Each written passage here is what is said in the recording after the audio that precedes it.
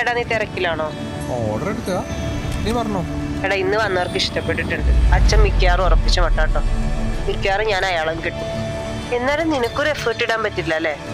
കുറെ ആയല്ലോ നീ ഈ സർക്കാർ ജോലിയൊക്കെ നോക്കിയിരിക്കുന്നു, എന്നിട്ട് വല്ല പുരോഗമനം ഉണ്ടോ? ഈ ലൂപ്പിൽ നിന്ന് പുറത്ത് കിടക്കണമെങ്കിൽ നീ തന്നെ വിചാരിക്കണം. ഇനി അതല്ല, നിനക്കെന്നെ അങ്ങ് വിട്ട് കൊടുക്കാനാണെങ്കിൽ തമാശയല്ല, എനിക്ക് മാക്സിമം 1 കൊല്ലം, അതിൽ കൂടുതൽ ഇനി പിടിച്ചിരിക്കാൻ പറ്റില്ല.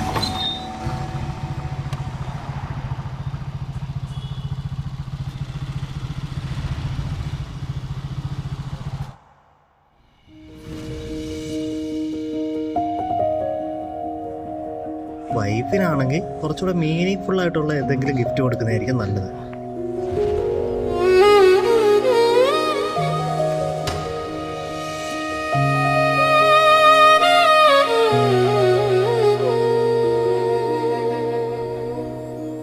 അല്ല നീയല്ലേ ഡ്യൂട്ടി ഉണ്ട് വരില്ല എന്നൊക്കെ പറഞ്ഞേ? നീ എന്റെ റൊമാൻറ്റിക് സൈഡ് ഇങ്ങനെ അണ്ടർ എസ്റ്റിമേറ്റ് ചെയ്യല്ലേ?